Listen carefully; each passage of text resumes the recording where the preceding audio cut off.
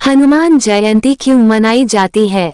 जानिए असली कारण। एक सांस लीजिए, एक पल के लिए आंखें बंद कीजिए और मेरे साथ चलिए उस युग में जब धरती पर देवता भी जन्म लेते थे, जब हवाएं बोलती थी, जब पहाड़ रोते थे और जब एक माँ की कोख से ऐसा पुत्र जन्मा जिसे ना मृत्यु छू सकती थी, ना अहंकार और ना ही किसी शत्रु की शक्ति। ये कहानी सिर्फ एक देवता की नहीं है, ये कहानी है एक माँ की पीड़ा की, एक पिता की विवशता की, एक शिशु की असाधारण नियति की और उस अनंत प्रेम की जो भक्त और भगवान के बीच हर युग में, हर जन्म में, हर सांस में जीवित रहता है। ये कहानी है हनुमान जी की। और आज जब हम हनुमान जयंती मनाते हैं तो हम सिर्फ एक तिथि नहीं मनाते, हम उस क्षण को याद करते हैं जब ब्रह्मांड ने एक ऐसी शक्ति को जन्म दिया जो आज भी हमारे बीच है, हमारी रक्षा करती है, हमारे दर्द सुनती है और हमारी पुकार पर दौड़ती है। तो चलिए शुरू करते हैं। दोस्तों, आज हम एक नई कहानी और एक नया वीडियो लेकर आपकी सेवा में उपस्थित हुए हैं। आज की कथा अत्यंत ज्ञानवर्धक और प्रेरणादायक है।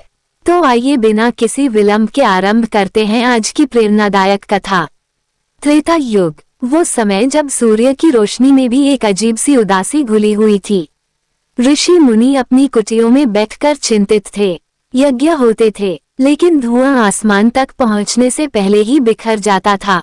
नदियां बहती थी, लेकिन उनकी कलकल में एक दर्द था।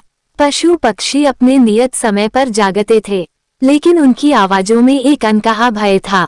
कारण क्या था? रावण, लंका के उस राक्षस राज ने तीनों लोकों में अपना आतंक फैला दिया था। देवता उससे डरते थे, ब्रह्मा जी ने उसे वरदान दिया था, शिव जी ने उसे कोसों दूर से पहचाना था। रावण की विद्वता अपार थी, उसकी शक्ति अद्वितीय थी, लेकिन उसका अहंकार उससे भी बड़ा था। और अहंकार जब इतना बड़ा हो जाता है तो वो सिर्फ अपनी आत्मा को नहीं नष्ट करता, वो हर उस निर्दोष को कुचलने लगता है जो उसके रास्ते में आता है। देवता घबराए, उन्होंने ब्रह्मा जी के पास गए। ब्रह्मा जी ने उन्हें विष्णु जी के पास भेजा और विष्णु जी ने जो उत्तर दिया वह संसार का सबसे बड़ा वचन था। मैं आऊंगा, मैं मनुष्य रूप में जन्म लूंगा और रावण का अंत होगा। ये वचन था भगवान राम के अवतार का, लेकिन विष्णु जी जानते थे कि यह संग्राम अकेले नहीं जीता जा सकता। रावण की शक्ति असाधारण थी, उसके पास विद्या थी, सेना थी, शस्त्र थे और सबसे खतरनाक, उसके पास अभिमान की वह दीवार थी जो किसी साधारण शस्त्र से नहीं टूटती।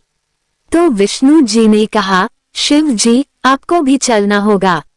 शिव जी मुस्कुराए, उनकी मुस्कान में वह गहराई थी जो सृष्टि के रहस्यों को समेटे हुए हैं। उन्होंने कहा, मैं चलूंगा, लेकिन मैं अपने अंश को भेजूंगा, एक ऐसा वीर जो राम का भक्त भी होगा और महाशक्ति का अवतार भी। और उसी क्षण स्वर्ग में एक संकल्प हुआ, एक नई नियति लिखी जाने लगी। अब आइए धरती पर, उस पर्वत के पास जहाँ एक वानरी स्त्री रहती थी। उसका नाम था अंजना। अंजना कोई साधारण स्त्री नहीं थी, वे अप्सरा थी स्वर्ग की, लेकिन एक श्राप के कारण उन्हें वानरी के रूप में जन्म लेना पड़ा था। ये श्राप था या भाग्य, ये तो केवल ईश्वर जानते हैं, लेकिन इतना जरूर था कि उनके जीवन में एक अधूरापन था। उनके पति थे केसरी, वानराज, वीर, पराक्रमी और अंजना से अगाध प्रेम करने वाले, लेकिन दोनों के जीवन में एक शून्य था, एक खालीपन जिसे कोई वचन, कोई उपहार, कोई सुख भर नहीं सकता था। संतान, अंजना माँ बनना चाहती थी, एक ऐसे पुत्र की माँ जो उनके कुल को, उनके वंश को, उनके जीवन को अर्थ दे सके। लेकिन वर्षों बीत गए और गोद सुनी रही। अंजना ने तप किया, गहरा तप, वह तप जो पत्थर को भी पिघला दे। वे शिव जी की आराधना करती थी, रोज प्रभात में उठकर पर्वत की चोटी पर बैठ जाती थी, हाथ जोड़े, आंखें बंद किए और बस एक ही प्रार्थना, हे महादेव, हे भोलेनाथ, हे त्रिलोकेश्वर, मुझे पुत्र दो, एक ऐसा पुत्र जो तुम्हारा ही अंश हो, जो इस संसार में कल्याण करे, जो धर्म की राह पर चले और जो मेरी कोख को धन्य करे। ये प्रार्थना रोज उठती थी, पर्वतों से गुजरती थी, बादलों को चीरती थी और आखिरकार शिव जी के कानों तक पहुंचती थी। शिव जी को अंजना का वह प्रेम दिखा जो एक माँ अपने अजन्मे बच्चे के लिए रखती है, और उस प्रेम के आगे महादेव का हृदय पिघल गया। वे बोले तथास्तु और उसी क्षण स्वर्ग से पवन देव को बुलाया गया। पवन देव यानी वायुदेव सृष्टि के उन देवताओं में से हैं जो हर जगह हैं। वे हर पल हमारे साथ हैं, हमारी हर सांस में। लेकिन उस दिन वे एक विशेष कार्य के लिए बुलाए गए थे। शिव जी का दिव्य अंश उन्हें सौंपा गया और पवन देव ने वह दिव्य शक्ति लेकर अंजना के पास पहुंचाए। वो क्षण कैसा था, इसे शब्दों में बयान करना असंभव है। अंजना पर्वत पर बैठी थी। तप में लीन अचानक एक शीतल सुगंधित हवा चली। ऐसी हवा जो ना गर्मी में चलती है ना सर्दी में।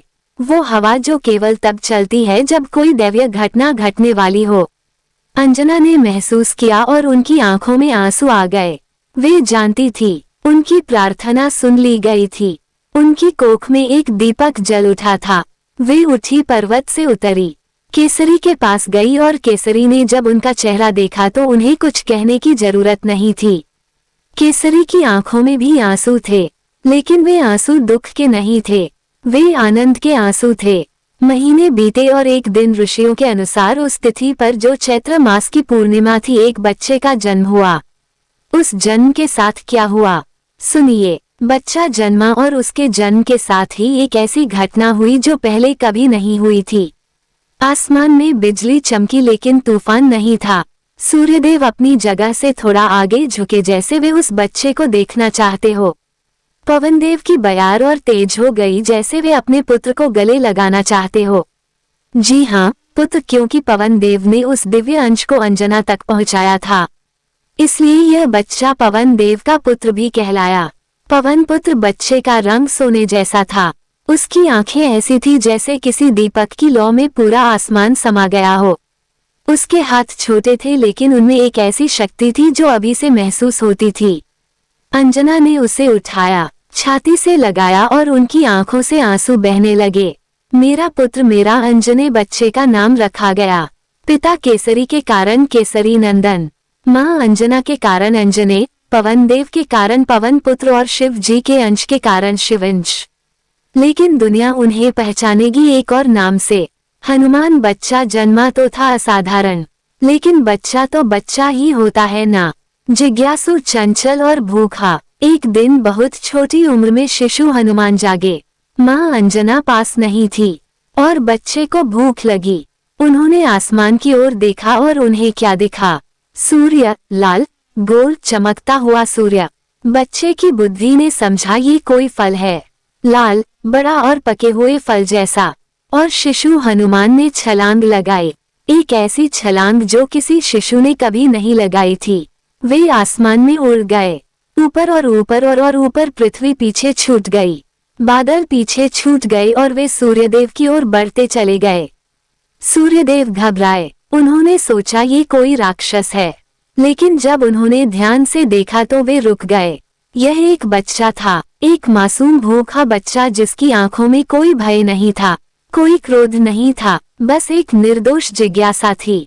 सूर्यदेव मुस्कुराए, लेकिन संकट ये था कि उसी दिन ग्रहण का समय था और इंद्रदेव ने देखा कि एक वानर बालक सूर्य की ओर लपक रहा है। इंद्रदेव को गुस्सा आया, उन्होंने वज्र उठाया और हनुमान जी पर प्रहार किया। वज्र लगा, हनुमान जी घायल हुए और वे धरती पर गिर पड़े। जब ये समाचार पवन देव को मिला तो उनका हृदय टूट गया। पिता का दर्द, अपने पुत्र का दर्द देखने का दर्द, कोई भी पिता इसे सह नहीं सकता। पवन देव क्रोधित हुए और उन्होंने वायु रोक ली। पूरी सृष्टि में सोचिए क्या हुआ होगा जब हवा ही ना हो, जब सांस लेना बंद हो जाए, जब जीव जंतु देवता मनुष्य सब घुटने लगे। ब्रह्मांड में एक हाहाकार मच गया।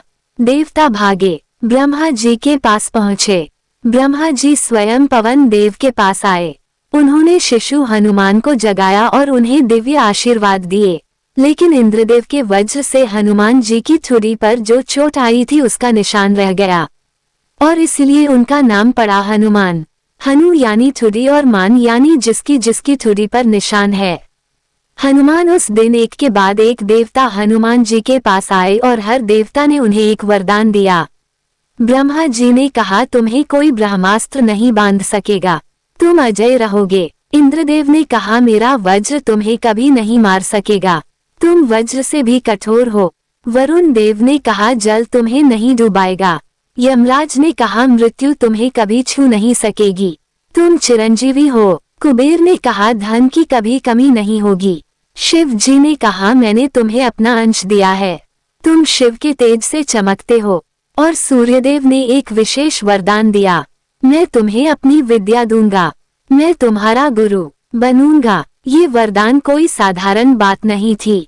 सूर्यदेव चलते रहते हैं, वे कभी नहीं रुकते, तो हनुमान जी को उनसे विद्या लेनी थी और सूर्यदेव के साथ साथ चलना था, और हनुमान जी ने यही किया। वे सूर्यदेव के सामने रहते, उनका मुख देखते और पढ़ते रहते। ऐसा गुरु शिष्य का रिश्ता जो इस सृष्टि में पहले कभी नहीं था। इन वरदानों के बाद हनुमान जी वास्तव में असाधारण थे, लेकिन जीवन ने उनके लिए एक और परीक्षा रखी थी। समय बीता, हनुमान जी बड़े हुए। वे किष्किंधा के राज्य में रहने लगे सुग्रीव के साथ। सुग्रीव जो अपने भाई बाली के अन्याय से पीड़ित थे और पर्वत पर शरण लिए हुए थे। और उधर अयोध्या में एक राजकुमार का जन्म हुआ, राम, मर्यादा पुरुषोत्तम राम, जिनकी आंखों में शांति थी, जिनके चेहरे पर करुणा थी, जिनके हृदय में धर्म था और जिनके कदमों में पूरी सृष्टि का कल्याण था। राम वन में आए अपनी पत्नी सीता के साथ, भाई लक्ष्मण के साथ, और फिर हुआ वो जो नहीं होना चाहिए था। सीता का हरण, रावण ने छल से सीता मां को चुरा लिया। राम का दर्द, जो लोग राम के भक्त हैं वे जानते हैं कि उस क्षण राम का दर्द कैसा था। वे भगवान थे, लेकिन उन्होंने मनुष्य के सारे दुख अनुभव किए। सीता की याद में वे रोए, उनकी आंखों से आंसू गिरे। उन्होंने वन में सीता को पुकारा, सीते कहाँ हो? सुग्रीव और हनुमान उसी क्षेत्र में थे। उन्होंने दो मनुष्यों को देखा, राम और लक्ष्मण।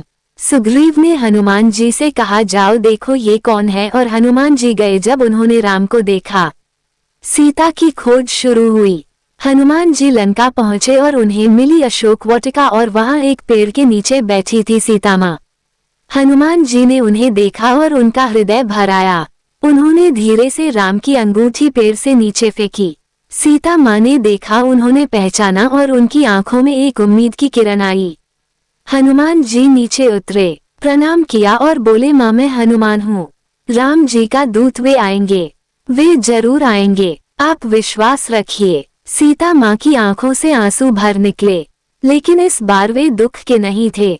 राम जीवित है, वे ठीक है, हाँ मां वे आएंगे। सीता मां ने हनुमान जी को आशीर्वाद दिया और एक चूड़ावनी दी राम को पहुंचाने के लिए, और फिर हनुमान वापस आए राम के पास। राम अपनी सेना लेकर लंका पहुंचे। युद्ध शुरू हुआ। राम और रावण की सेना के बीच, धर्म और अधर्म के बीच, सच्चाई और अहंकार के बीच रावण का अंत हुआ। उस राक्षस का जो विद्वान था, शक्तिशाली था, लेकिन जिसके अहंकार ने उसे अंधा कर दिया था। जब रावण गिरा तो तीनों लोगों ने राहत की सांस ली। सीता मां की मुक्ति हुई। राम, सीता और लक्ष्मण अयोध्या वापस आए, और जब अयोध्या में राम का राजा अभिषेक हुआ तो सारी प्रजा खुशी से झूम उठी। उस दिन राम ने सबको उपहार दिए। राम ने हनुमान जी की ओर देखा और हनुमान जी ने राम की ओर। उन दोनों की आंखें मिली, और उस दृष्टि में जो भाव था वो किसी उपहार से बड़ा था। राम ने हनुमान जी को गले लगाया और बोले हनुमान तुम चिरंजीवी हो।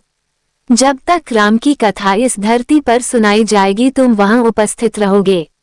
जहां जहां मेरा नाम लिया जाएगा वहां तुम होगे। यह मेरा वचन है, ये वचन, ये दिव्य वचन। इसी का अर्थ है कि हनुमान जी आज भी हैं, अमर हैं। जब भी कोई सच्चे मन से जय हनुमान कहता है तो वे वहां होते हैं। और अब हम आते हैं उस प्रश्न पर जिससे ये यात्रा शुरू हुई थी। हनुमान जयंती क्यों मनाई जाती है? क्या सिर्फ इसलिए कि उस दिन उनका जन्म हुआ था? नहीं, जन्मदिन तो हर किसी का होता है, हर इंसान, हर प्राणी का। हनुमान जयंती इसलिए मनाई जाती है क्योंकि उस दिन धरती पर एक ऐसी शक्ति ने जन्म लिया जो सिर्फ एक देवता नहीं था, वो एक आदर्श था। एक ऐसा आदर्श जो बताता है कि सच्ची भक्ति क्या होती है, कि अपने आराध्य के लिए सब कुछ न्यौछावर करने का क्या अर्थ है, कि शक्ति हो लेकिन विनम्रता ना छूटे, कि ज्ञान हो लेकिन अहंकार ना आए, कि सेवा हो लेकिन उसमें अपेक्षा ना हो। हनुमान जी का जीवन एक संदेश है। जब जब अंधकार आए, जब जब आस टूटे, जब जब अकेलापन घेरे, तो याद करो उस पवन पुत्र को जिसने अकेले समुद्र पार किया। जिसने अकेले पर्वत उठाया, जिसने अकेले लंका जलाई, और उन्होंने ये सब किसी पुरस्कार के लिए नहीं किया, प्रेम के लिए किया। राम के प्रेम में शास्त्रों में लिखा है कि हनुमान जी चिरंजीवी हैं। वे कलयुग में भी जीवित है। और कलयुग यानी यह युग, ये समय, ये दौर जब हनुमान जीवित हैं तो वे कहाँ है? हर उस जगह जहाँ राम का नाम लिया जाता है, हर उस मंदिर में जहाँ हनुमान चालीसा पढ़ी जाती है, हर उस हृदय में जो निस्वार्थ प्रेम से भरा हो। ये कहानी खत्म होती है एक वादे के साथ। जब भी आप अकेले हो, जब भी आप थके हो, जब भी आप डरे हो, बस एक बार कहिए जय हनुमान और सुनिए, गहरी सांस लीजिए। वो हवा जो आपके भीतर आई वो हनुमान जी का आशीर्वाद है, क्योंकि वो पवन पुत्र है और पवन कभी नहीं रुकती। जय श्री राम। जय।